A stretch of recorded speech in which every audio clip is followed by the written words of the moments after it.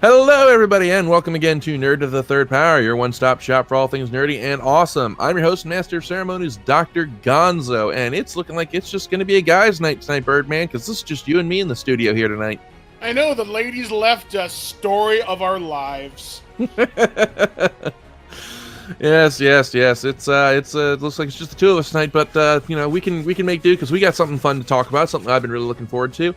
For those who are unaware, this year is not only the 30-year anniversary of the Game Boy, it is also the 15-year anniversary of the Nintendo DS. So we decided to just lump the two together and just do a typical, do a full birthday show on Nintendo handhelds. Going to talk about their history, how they impacted the game industry, and some of our favorite games. So yeah, that's going to be fun. But of course, there is a procedure to follow, so we're going to begin by following up on our last random topic of the week. And our previous random topic was strange things that you've seen go for a lot of money, and we got a few responses here. So let's see here now. All right, and our first response here comes from Tony, and he says the weirdest thing that I have ever seen go for a lot of money, geek related, was a set of dice made from human bone. So I think that's kind of really creepy. And actually, I think didn't we discuss something like that on a previous episode? Yeah, I talking about like weird dice. Yeah, something like that during the spring. They were made out of like woolly mammoth bone or something. Okay. Let's see here now. Let's see, and here's one here from Rachel, and she says that the strangest thing that she's seen go for a lot of money was a box of Nintendo cereal that the purchaser then turned around and actually ate as soon as money changed hands. So there's cheaper ways to find out what it's like to get your stomach pumped there, buddy. Just eat a Tide Pod. Producer's note: please, for the love of God, do not eat Tide Pods. No. But the winner here, and this is something that'll be up your alley, Mike. This is one from Eric, and he says, my father found a pad of first edition Dungeons and Dragons character sheets that he sold on eBay for $700.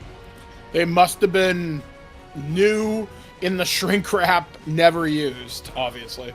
Well, That's I mean, insane. like a whole pad of those first edition character sheets. I mean, like, that makes a little bit of sense to me because that's a consumable item. Like, that's not something that's meant to last forever. Yeah, I mean, that's kind of cool. I mean, being able to find those like early character sheets and stuff like that, because sometimes writing out your own sheet sucks, because you don't know where stuff goes, and having a pre-made character sheet is kind of nice. Plus, I find those accessory items, they're sold, but you don't see them around for too long, so you got to scoop them up when they're available. So the fact that this was from the first edition of D&D, I'm not surprised that it went for a ludicrous amount of money. Okay, so those are the responses from last week's random topic of the week, and so now we're gonna jump right into Ask a Geek question here. This one comes from Michelle, and her question is what are game releases that we're looking forward to over the rest of the year? So Mike, why don't you go first? What are you most stoked about for the rest of 2019? Well, because I'm a gamer, looking forward to Call of Duty Modern Warfare. That looks ridiculously fun. The alpha was just this past weekend, and the 2v2 gun mode's really fun. Also looking forward to, let me see, what else am I really looking forward to? I guess Link's Awakening looks pretty sweet. Trying to think of big November releases, because there's always something that comes out in November that looks cool. Truth be told, I can't think of much, actually, that I'm really super stoked about this year. I'm more in the sphere of... I guess the Star Wars Jedi Fallen Order. That looks cool. That will get a pre-order for me for sure. Doom Eternal looks pretty kick-ass. Yes. So, trying to think of anything else off the top of my head. Not really. Oh, Ghostbusters Remastered. That is a must-own for me. Nice. All right, yeah. I'd say my big three are Link's Awakening, of which I have 3 different versions on pre-order because I had to have that European special edition with the steelbook because I'm fucking crazy that way. So shout out to my buddy Neil in Ireland for hooking me up with that. Pokemon Sword and Shield, because big Pokemon nut, so I'm looking forward to that. And Doom Eternal. That's probably going to be It's probably not going to be my game of the year. That's probably going to go to Fire Emblem Three Houses, but it's definitely going to be up there. It's definitely the one I'm the most stoked about over the coming months. Can't wait to smack some bitches around in Doom. That's gonna be fucking awesome. So yes. So we're gonna cut Ask the Geek a little short this week because we got a lot to talk about in our discussion segment. But as always, you can send them to us through the email at drgonzo@nerdtothethirdpower.com. Love getting your questions, love reading them on the air. So go ahead and get your questions in. You just might get yours read on the show. And so with that, this year marks the 30th anniversary of Nintendo's Little Gray Brick, the Game Boy, and the 15-year anniversary of the Nintendo DS. So we thought that it'd be fun to just talk about the history of Nintendo's handhelds, how they've impacted the industry, and how at times they've actually kind of had to carry Nintendo through some rough patches.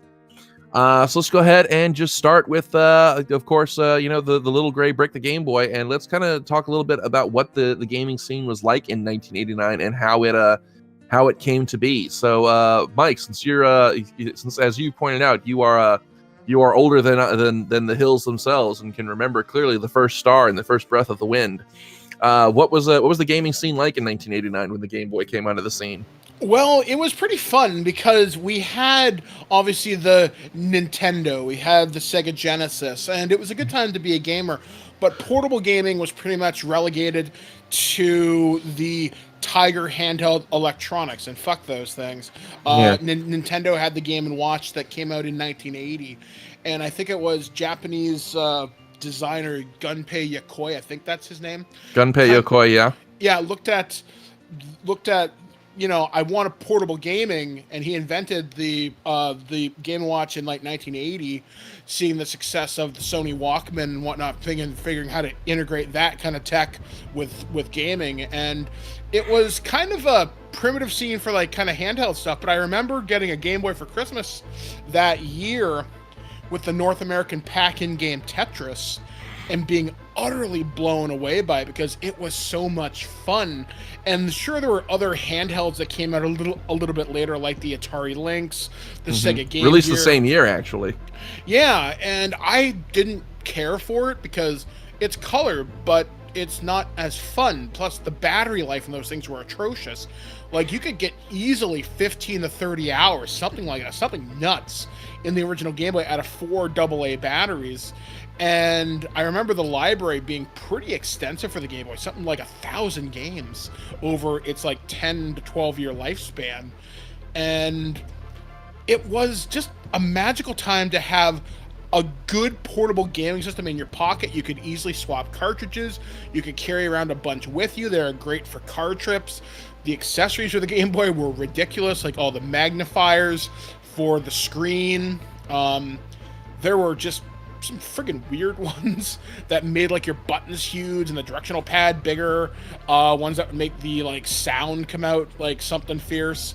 One thing I didn't realize is that it output its via the headphone jack. You could listen to games in stereo, and it didn't dawn on me until I did my research today that I was so used to hearing the Tetris theme in mono, and then I heard it played in stereo, how much that took me back to Christmas 1989 playing with those Nintendo branded headphones that came with the Game Boy at the time. And it was a really good Christmas, because that Christmas I got Super Mario Land, I got Tetris obviously, and I think I got TMNT Fall of the Foot Clan not too long after that. And I played my Game Boy pretty faithfully. I took it to high school in like 94, 95. I got one of the Play It Loud Game Boys. I gave my other Game Boy to my grandmother, and she played the shit out of that for like easily 20 years. I had the red Play It Loud Game Boy. There was like different color variations. There was like a clear one, a black one, a green one. I think there was the clear one was a launch model.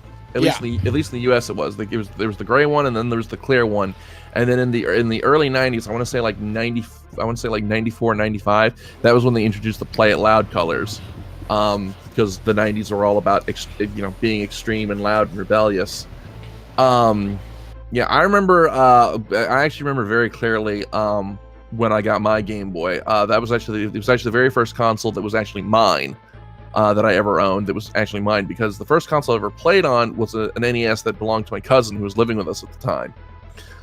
And I remember I was 5 years old, and my dad took me to the Navy Exchange in Annapolis, and he took me and bought me my first Game Boy, and he bought me a copy of Super Mario Land 2.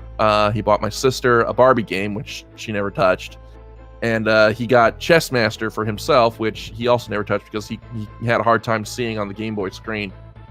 And I still have that Game Boy to this day, and I still have it. It still works, and it currently sits proudly on my collection in my house, in my above door space of awesome things, on top of my Wii developers kit, next to my robotic operating buddy. But it was. I want to swing back to you mentioning Tetris being the pack-in title, and how much of a genius move that was, because the perception of video games at the time, in the late 80s and early 90s, was that they were basically toys. They were basically kids' toys. And Yokoi, the reason why he chose Tetris as the pack-in title is he wanted something in there that anybody could play, that could appeal to everybody, and you could position the Game Boy as being a game console for, say, the businessman on the go, or the traveler. And he mentioned in one of his interviews that he knew that he had made the right call on that when he got on a subway to work one morning and saw a bunch of Japanese salarymen playing Tetris on the Game Boy on the subway. So, and it's really kind of such a genius move to do that, because you would think, it being a Nintendo system, that the initial pack-in game would be like, a Super Mario game. But it wasn't. It was this puzzle game that anybody could pick and play. Like, you mentioned your grandmother played it. So, I mean, it was such a genius move to do that. I think in Japan the packing game was Super Mario Land, but yeah, you're right. Nope, it was really? Tetris. It was Tetris all around the world. I thought it was Mario Land. I guess no, Mario Land was a launch title, but it was not the pack-in title. Okay. Yeah, I mean, it really connected people in a way that, like, gaming hadn't done in a very, very, very long time, where it spoke across generations. It wasn't just people going to the arcade and playing Frogger or Pac-Man anymore, because home entertainment had become that, home entertainment. But now portable entertainment, something that had evolved past the kind of game and watch. They needed something different and better, and obviously this spoke to everybody. Like I said, my grandmother played it. Kids at school played it. People, I remember keeping a dedicated link cable in my backpack so I could play Tetris against my friends at lunch. Oh yeah, the link cable. Oh boy, we'll get to that in a bit. But it was such a genius move, and and again, you want to talk about battery life. I mean, I don't think I've ever seen another electronic device that has been able to match the Game Boy for its battery life. Because like you mentioned, there were other handheld systems that were released soon after the Game Boy. There was the Atari Lynx, there was the Game Gear, but I mean, like, the Game Gear took 6 AA batteries and would drain them in 2 hours, if that. 3 to 5, I think, at max. Yeah. I don't remember the battery life on the Lynx. Not good either. Yeah. So, and these admittedly were more powerful systems than the Game Boy, but I mean, you got to consider, batteries back in the day, were pretty expensive. So to have to chew through 6 AA batteries in 2 hours, that was a strain on a kid's wallet. Go ahead. You're about to say something? Oh no, I was about to say, I remember Gunpei Yokoi wanted people to have this experience that was small, with the Game Boy being designed the way that it was.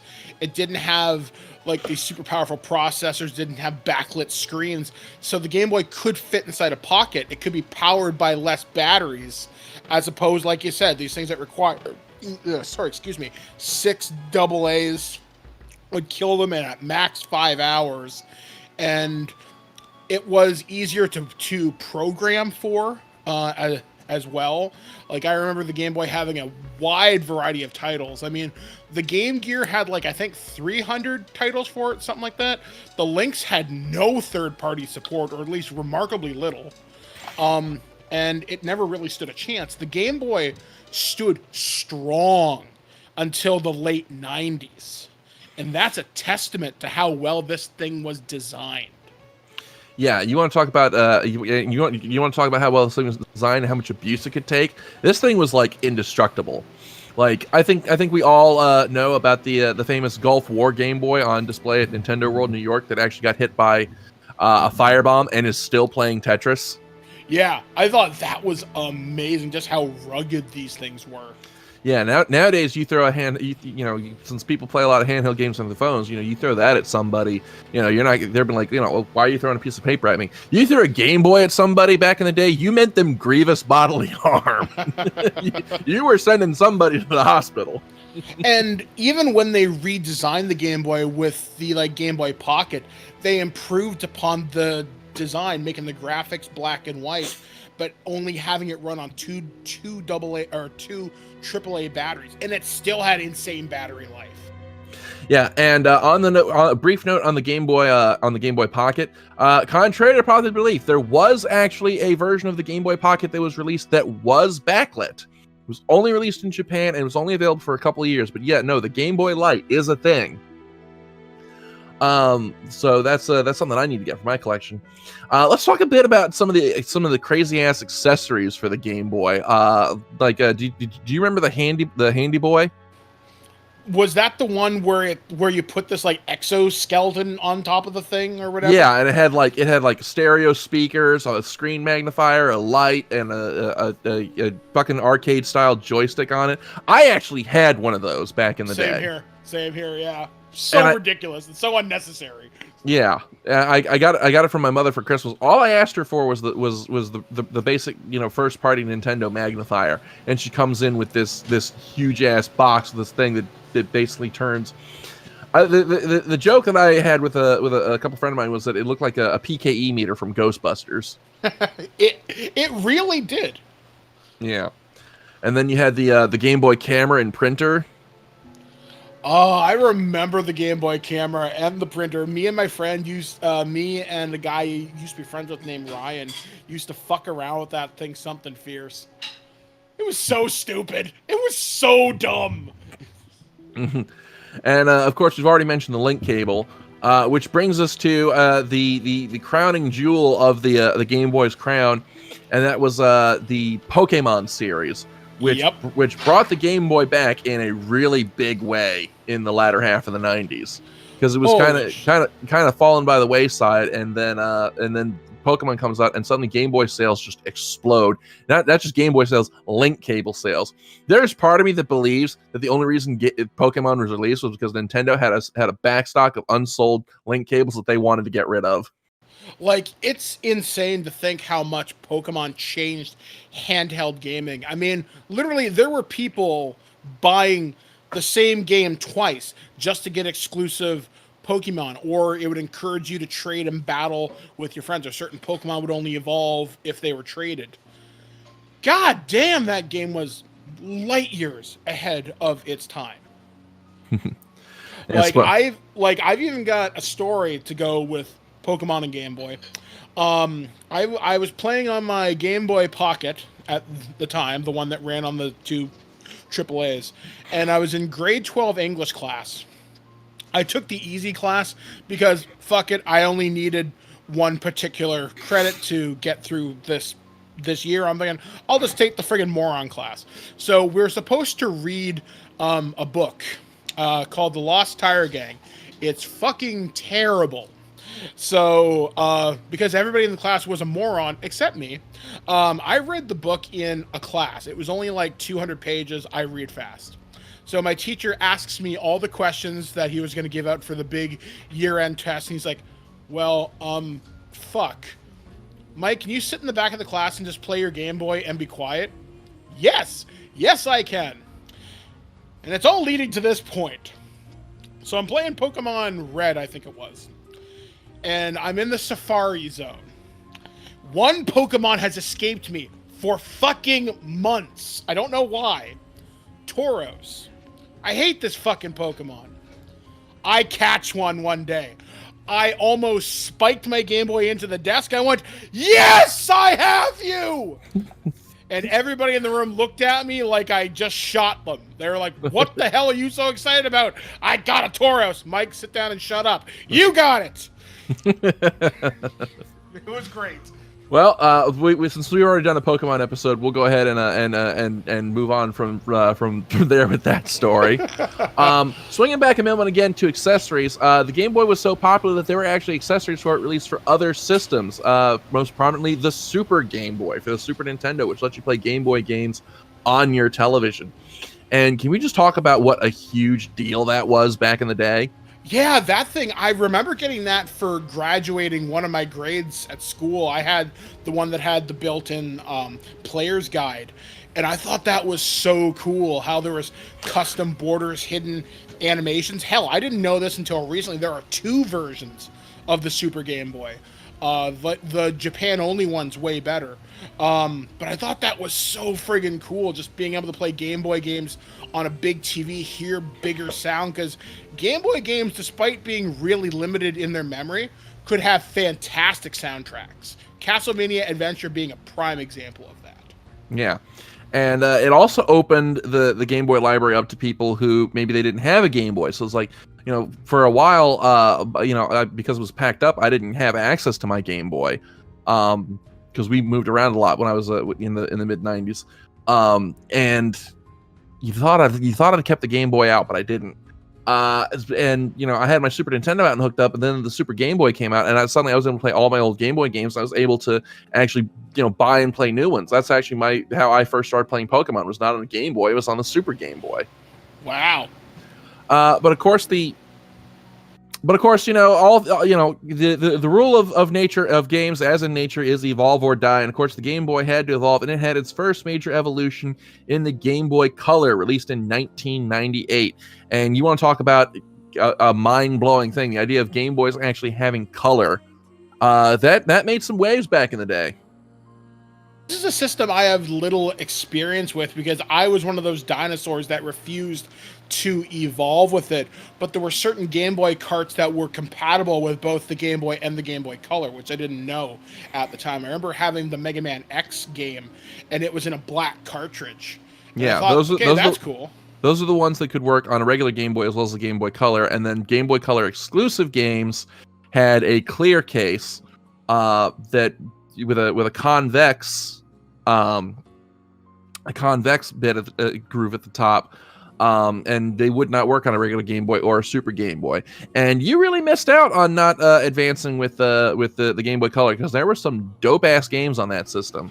Yeah, it was off my radar. I mean, me in my late 90s, gaming kind of peaked. I still had a Super Nintendo. I didn't really get into the PlayStation 1 either. I decided chasing girls was more fun. Yeah, that was a mistake in hindsight. Yeah, say that while your wife is in earshot, why don't you? I love you, honey. Love you. That's going to be our stinger. Awesome. But yeah, there's some dope ass games on the Game Boy Color. My personal favorites being the Legend of Zelda duology, the Oracle of Ages and the Oracle of Seasons, which you could actually, if you had them both, you could actually play one contiguous story between the two of them through their password system. That's pretty kick-ass. Yeah. It's also the point where handheld gaming kind of sort of fell to the wayside a bit, because that was also the point where we started getting the more powerful consoles, the N64, the PlayStation, and then of course you had the GameCube later on, a couple years later. So handheld development kind of sort of fell by the wayside, because as many awesome handheld games as there was also a lot of just kind of shovelware. Like I remember the one that really disappointed me most was the Game Boy Color version of Episode 1 Racer, which I'd played that on the N64, and I thought, that, okay, yeah, the graphics wouldn't be as good, but it would be kind of at least similar gameplay on the go, and I was really stoked, and it turned out to be just like this one-on-one drag racing thing. All I remember from the Game Boy Color era of games is the infinite amount of Barbie titles, Lizzie McGuire, and all these really weird Disney tie-ins. Yeah. The Game Boy Color was a license whore for a while. It was shovelware to the extreme. But then again, the later DS would get just as fucking bad. Yep.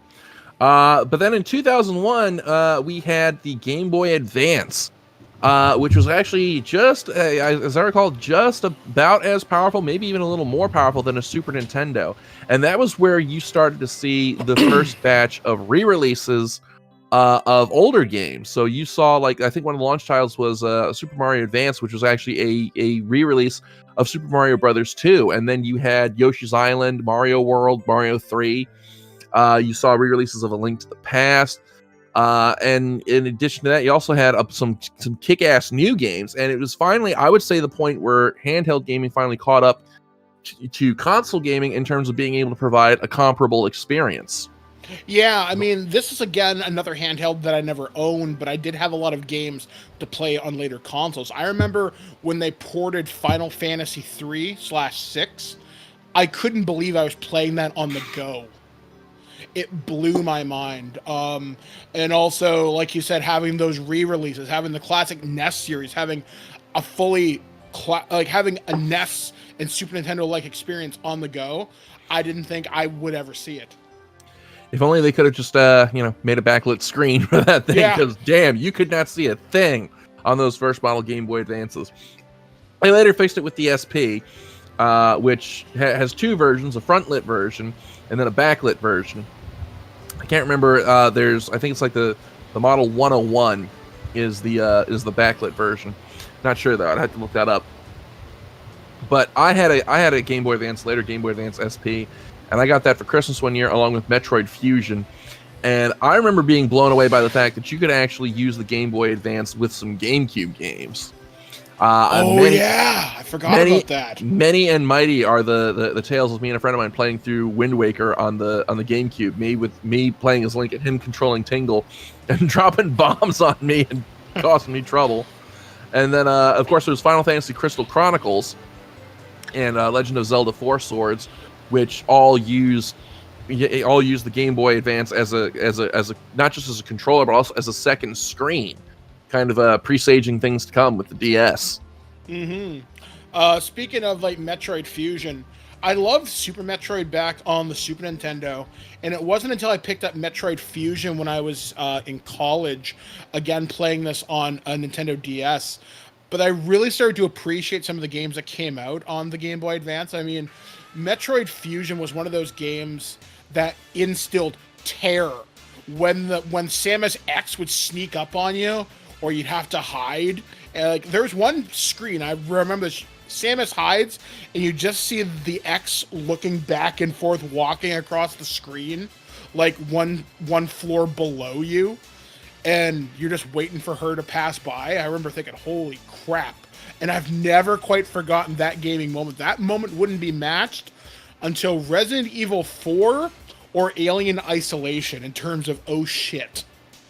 Man, the moment that I remember most clearly from Fusion, again involving the SAX, there's a moment in one of the sectors where you're just kind of going down a hallway, just kind of mind your own business. You open the door, you get ready to go through and get the screen transition, and then right as you're about to go through the door, it opens and the SAX steps through and starts fucking chasing you over the next like 6 screens. Like that's up there with the SAX is up there with the Nemesis from Resident Evil 3 as like one of my most feared video game monsters, just because this thing was so unstoppable. So made finally killing it at the end quite satisfying though. Agreed. Yes. But of course, all good things, they have to come to an end. And the last version of the Game Boy that was released was the Game Boy Micro in 2005, which was pretty shoddy. And we moved on to the Nintendo DS, released in 2004, same year I graduated high school. And this was again just another mind-blowing moment. Here was a device that was not only a dual screen, it had a touch screen that you could mess around with, but was also about as powerful as a Nintendo 64. And I remember just looking. It was a mimetic moment for me, just watching these trailers for the Nintendo DS and seeing it playing Super Mario 64. And I was like, I can play N64 games on the go. Oh my god, what a time to be alive! Because I foolishly thought that they were going to port over like all the N64 games to the DS. Some of those games would have been really cool, but some of them would have been really hard to see. Yeah. So, and it's so hard to overstate just how much of an impact the Nintendo DS had, and how opening up that second screen just exploded game development, and just the wide variety of games and titles released for it. Like every time I think I've seen it all as far as DS games, there's always somebody comes up with some weird new game that I'd never heard before and never thought would ever actually happen. Like for example, puzzle and brain teaser games found new life on the DS. Like I'm a huge fan of the Professor Layton series. That got its start on the DS. You started to see excuse me. You started to see JRPGs and visual novels actually getting released in the States on the DS, like Phoenix Wright being the most famous example of those. And just such a wide variety of titles. I don't think I've ever seen a library more varied and creative than that on the Nintendo DS. Yeah, like the Nintendo DS was a system that was very near and dear to my heart for a number of years. Actually, milestone for me, dare I say. One of the first birthdays me and my wife ever celebrated together is she gave me a red Nintendo DS for my birthday, and I had it up until last year. And one of the first titles she bought for me was the Chrono Trigger port, which had like a new ending, enhanced graphics, and all that shit. And I fell in love with the system then, just being able to play Chrono Trigger. But I also remember playing other games. I remember playing some Pokemon titles on there, Professor Layton, as you mentioned. I was a big fan of Nintendogs because, of course, I would be. One game that I don't think gets nearly enough love, but it was a game called Ghost Trick Phantom Detective, I think is what it was called. Yeah, I remember that one. That game was fucking cool. Plus you got Mega Man Zero on there, which was really neat. Yeah, you got the Mega Man Zero collection on the DS because it was originally a Game Boy Advance series. Yeah, and I thought that was really cool because I totally missed them on that generation handheld. I remember even for a time they ported the Guitar Hero games over, with which they had unique controllers, unique sounds. There was even like a drum kit for it, which was really strange. But yeah, I thought that was cool. The fact that I can now play Guitar Hero portable, that was weird, that was strange, and as you would say, what a magical time to be alive. Yeah, some looking through my collection, some of my favorite DS titles that I have in my collection. Of course, Chrono Trigger, you got to have that. The Castlevania series, I feel like, really reached its peak on the DS. You had Portrait of Ruin, Aria of Sorrow, or the Dawn of Sorrow. Which one? One of the of Sorrow games was on the DS, and Order of Ecclesia, which is my favorite DS Castlevania game. Let's see, you had the remake of Final Fantasy IV, which was great. Let's see. Of course, Professor Layton. I have all four of those on the DS. I absolutely love those games. Like one of the games that actually impacted me the most emotionally was Professor Layton in the Unwound Future. I cried like a bitch at the ending of that game. I remember that was that I got that just after I moved into my first apartment, and I remember my roommate coming home from work one night just as I'd finished this game and seeing me just like curled up in a fetal position in my recliner and wondering what the hell was wrong with me. I was like, oh, he loved her so much. And of course, you're going to talk DS, you got to talk about Professor Layton. Not Professor Layton. We just did that. Of course, you're going to talk about the DS, you got to talk about Phoenix Wright and and those games, because oh my god, that's my first introduction to the visual novel genre, and I absolutely fell in love with Phoenix Wright, with the world, its characters, and of course I got the spin-off Miles Edgeworth, Ace Investigator. Still haven't finished it yet. Need to pick that up again. That's the only one that I did finish. I didn't finish any of the Phoenix Wright, but I did finish Miles Edgeworth because he's such a douchebag and I loved him. Yes. So, and then of course, after the DS, we got the 3DS in, let me pull up my notes. 2011, I want to say.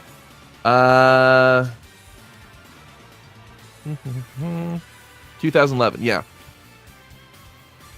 Like, I went and I pre-ordered this thing immediately. I tried the demo at PAX East, and I thought that was really, really kick-ass.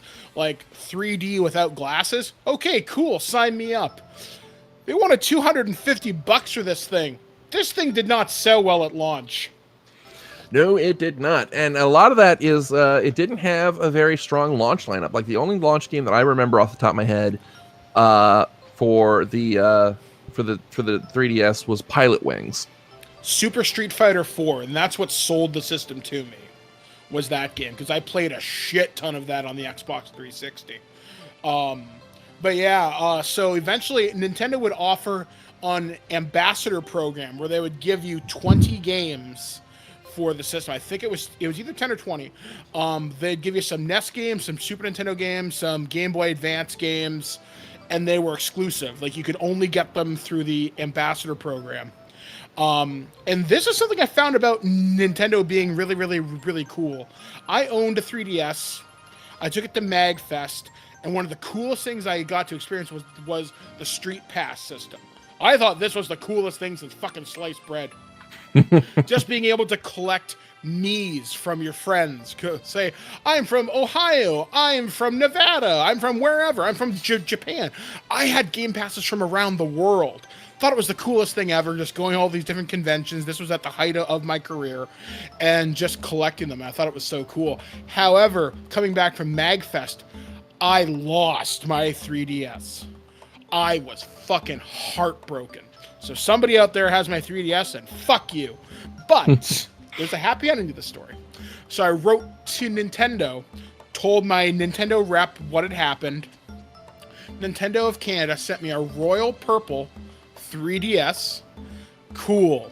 Got that back. And I found out Nintendo doesn't advertise this fact, but they were able to restore all my purchases because I tend to get a lot of games digital. I'm not a big collector of physical stuff, which is, I know, weird. And they were able to restore all my purchases. They gave me a bunch of points, too, to download stuff. And I was happier than a pig in shit. I thought the 3DS is one of the coolest things ever. And there were so many models of this thing. Holy crap. Yeah, there were. One of the things that we have to talk about, especially with the 3DS, is the wider state of Nintendo at the time. Because the time that the 3DS came out, Nintendo was just getting off of the Wii and coming out with the Wii U, which, as we all know, wasn't the hottest thing on the market. It sold actually pretty poorly. I think it was 14 million units over its entire lifespan. So for a while, the 3DS actually had to carry Nintendo through that console generation. And I was so surprised that it did. Really? Yeah, because I always figured Nintendo would put all the resources into the console, but it just wasn't happening. It's like that line in Mean Girls. You're not going to make fetch happen. Just give it up. And the Wii U, for all its power and strength, the 3DS kicked its ass. Yeah, and I think a lot of that has to do with the fact that by the time the 3DS came out, developers had kind of gotten comfortable with working with the dual screen setup, and the fact that the 3DS had some real power into its hood. They were able to come up with some really, really great looking games and deliver some really awesome experiences.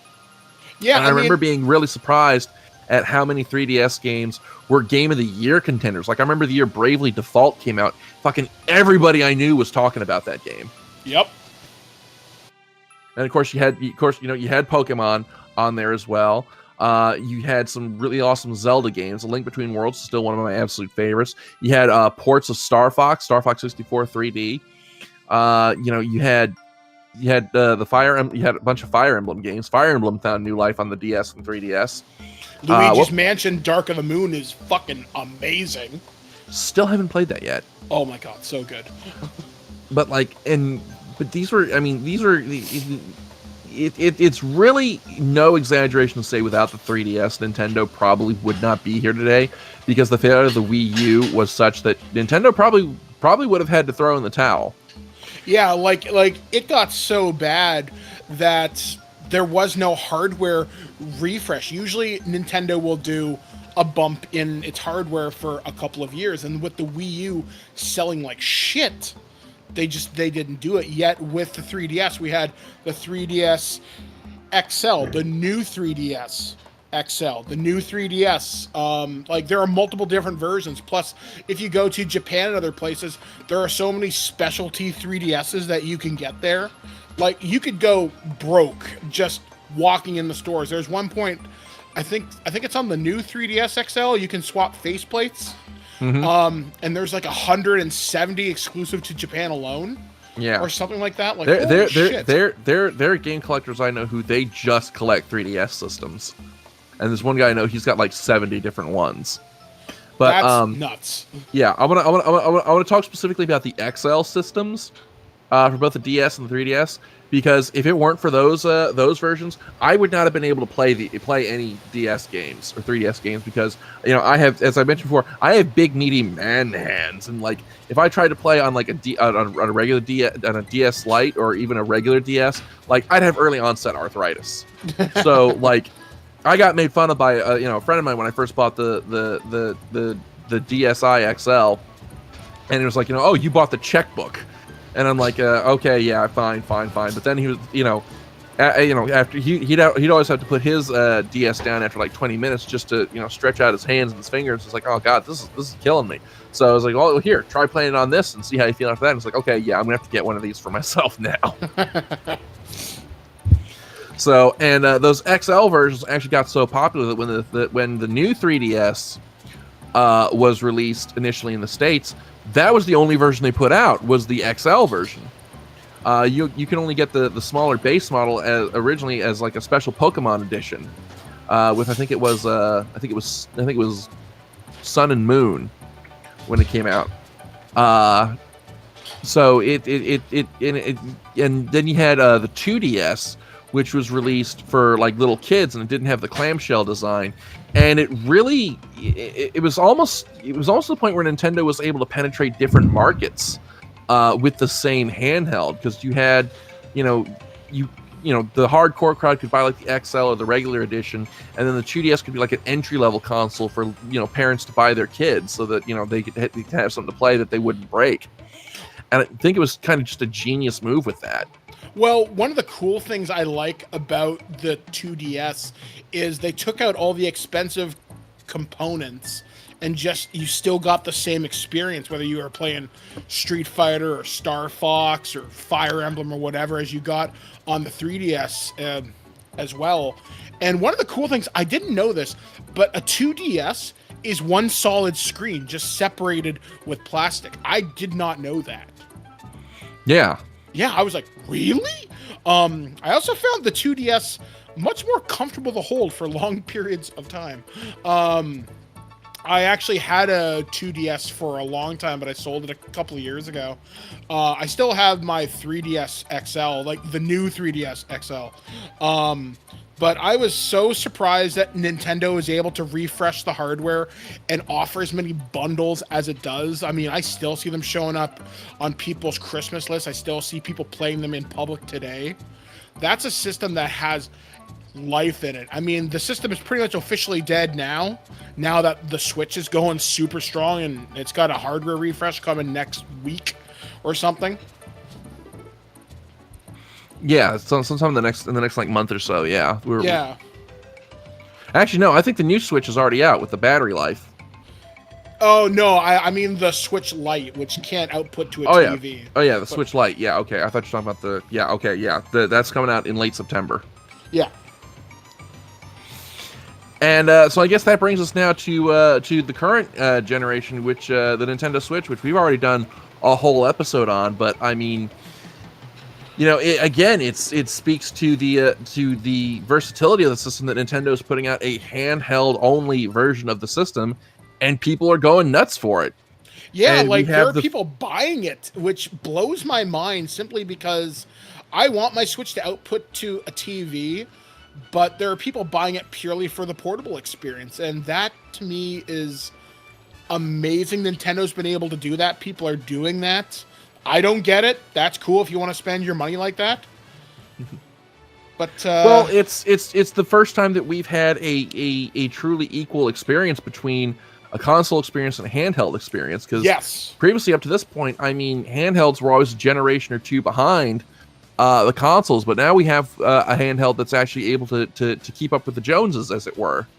Yeah, I mean, it's astounding just to think. If I want to play, with the exception of a few games that require the motion controls, like Breath of the Wild, if I want to play Alien Isolation on the subway, I can do that. I want to play like all these fantastic Switch titles and not be tethered to a TV. I can do that. That's amazing. Nintendo has proven to be one of the most innovative companies in gaming since forever, and they've never really slowed down.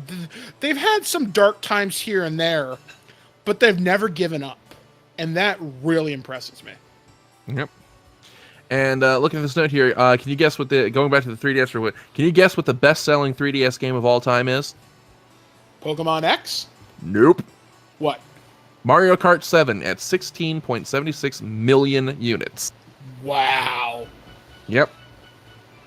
So we're kind of we still got a little bit left to show. So let's talk about, we've talked about the systems. So let's talk about the games. What are some of your favorite Game Boy and DS games? Game Boy, TMNT Fall of the Foot Clan, because you can beat that thing in 20 minutes and it's still fun.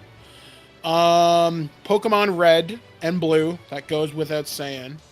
I'm trying to think of other titles people may have never heard of. The Contra titles were surprisingly solid. Castlevania Adventures 1 and 2 were pretty good. DS titles, Ghost Trick Phantom Detective I really liked. The World Ends With You, I think is what that game was called. That's really awesome. The Chrono Trigger remake is essential. One game that does not get enough recognition because it was supposed to be a companion game to Aliens Colonial Marines was a game called Aliens Infestation. Really underrated. If you can find it, pick it up. And I'm trying to think of what else. Nintendogs is fun because why the hell wouldn't it be?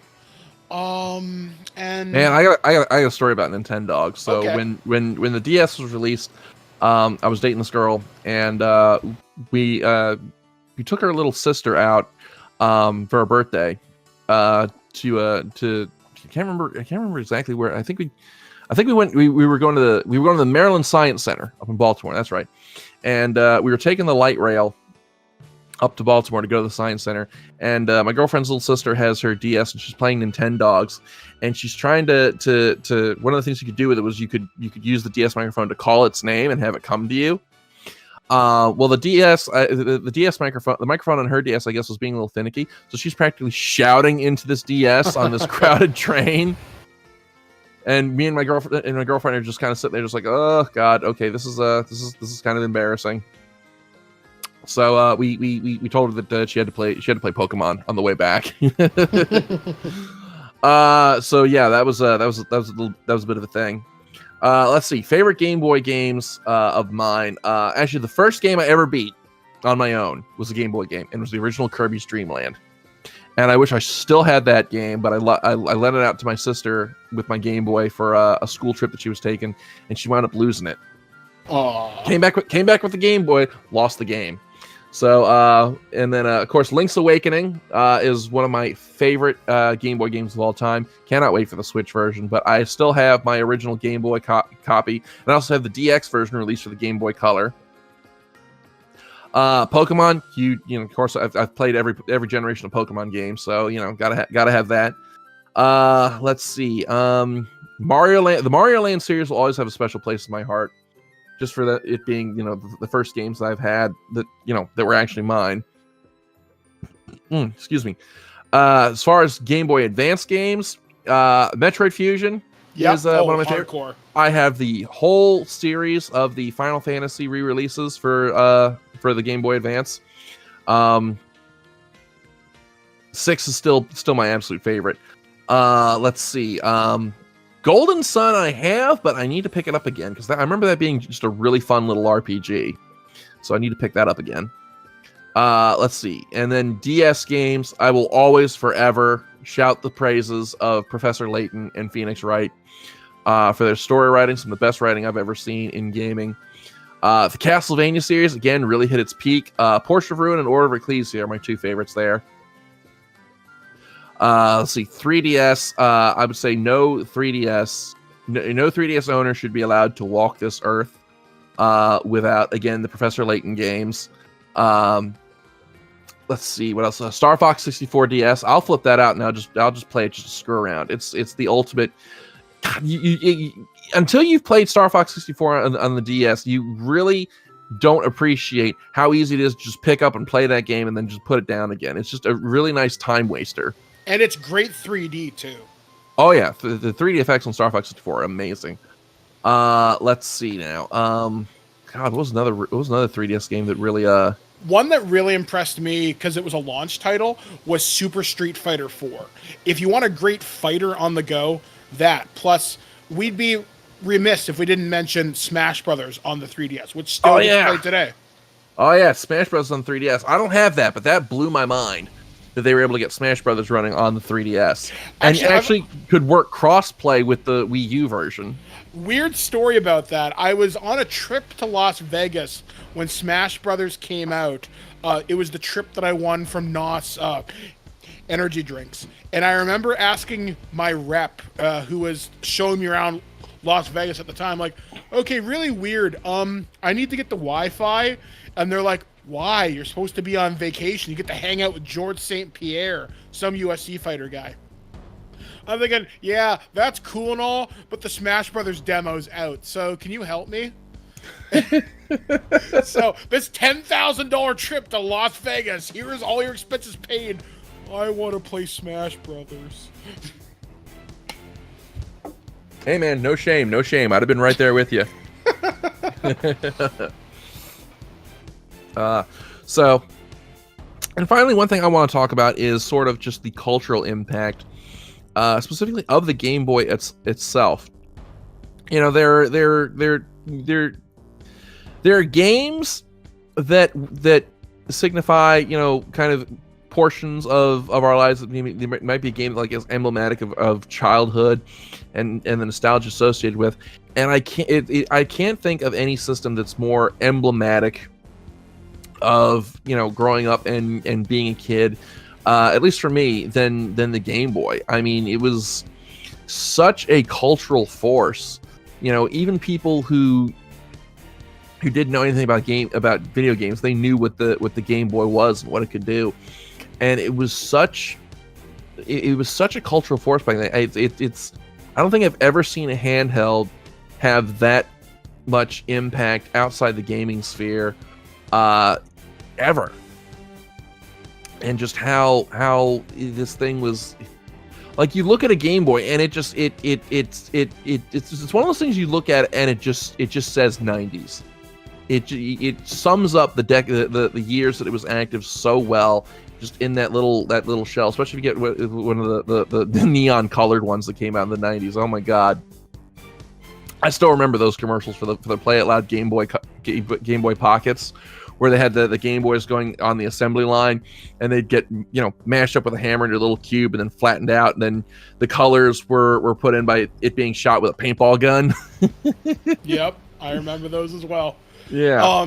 I remember the thing that I think will always stick well with me the most about the Game Boy and its cultural impact is it gave me and my grandmother a common ground. She could play Super Mario Brothers with me and it would be okay. She could beat it. She was better at it than me. But she would take my Game Boy when I wasn't around and just play Tetris. And she got to a point she could easily get to level 120 or whatever. Like, once you got past level 9, I was like, fuck this, I'm done. But she could think that fast. She could react that fast. I think that's why she didn't have much arthritis in her hands. She kept exercising them. And it was just so cool to see her, even in her later years, she kept my Game Boy at home and would still play Tetris when I wasn't there. That's a conversation I never thought I'd have with my grandmother when she was in her late 80s. Are you still playing Tetris? Oh, yeah. Wow, that's incredible. And you're a woman who does not understand technology whatsoever.